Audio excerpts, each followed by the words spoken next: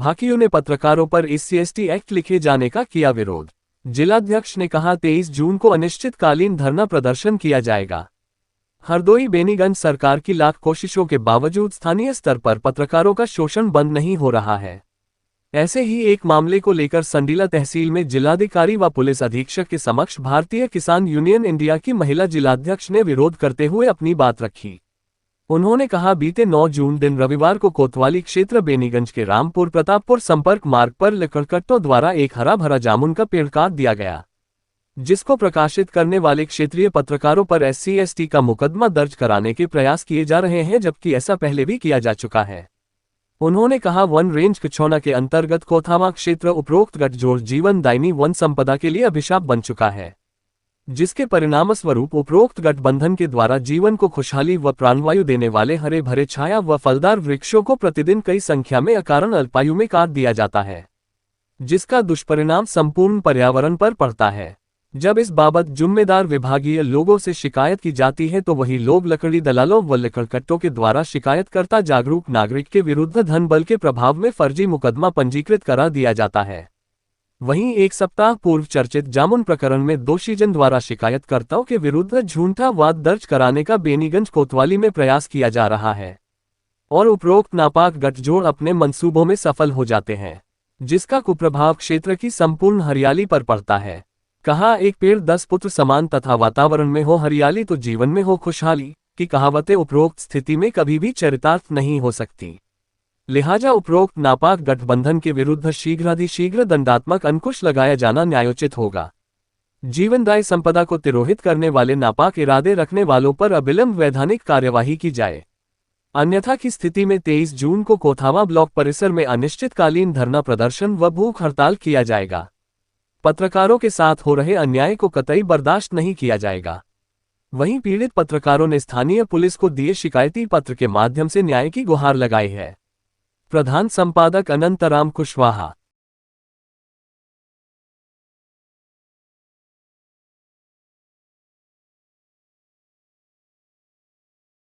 और मौर्य मैं पेशे से पत्रकारिता करता हूं। जो हमारे यहाँ अभी एक घटना घटी है 9 तारीख को, एक रामपुर में जामुन का पेड़ था, वो हमारे गांव के प्रतापपुर मार्ग पे जो था वो गांव के दक्षिण में कटा हुआ पेड़ मुझे मालूम हुआ, तो वहाँ पर गए, हमने फ़ोटो का वीडियो बनाने लगे। तो वहाँ के जो ठेकेदार थे, जो रामू जिनका नाम बताया जाता है, और उनके 2 भाई और हैं, तो उन्होंने हमको ज़बरदस्ती जो है धक्का मारते हुए हमको हाथापाई करने लगे। और हमारे साथ में एक पत्रकार हैं जो महेश नाम से हैं, वो तिकोनिया के रहने वाले हैं, तो वो और हम दोनों लोग अपनी जान बचाकर वहाँ से भाग निकले। और हमें शंका है कि ये लकड़ट्टे जो हैं वो हमारे खिलाफ़ कुछ ना कुछ साजिश कर रहे हैं या मुकदमा दिखाने की फर्जी हमें जो है धमकी भी दिया है। और कहते हैं बेनीगंज में 3 पत्रकार हैं, 3 पत्रकारों पे हमने मुकदमा करवाया है, जेल भी भिजवा दिया है, आपको भी नहीं छोड़ेंगे। और यही हमको डर है कि जो है ये अनहोनी ना करें। और हमने लिखित पत्र जो है थाने में दिया है, तो वहाँ साहब ने बताया है कि जो है कि ये उचित कार्रवाई की जाएगी, जानकारी करके उचित कार्रवाई भी उनकी की जाएगी और उचित कार्रवाई की जाएगी। भारतीय किसान यूनियन महिला जिलाध्यक्ष हरदोई। 9 तारीख को एक जामुन का पेड़ काटा गया था, जिसको लेकर के बेनीगंज थाने में तहरीर दी गई थी।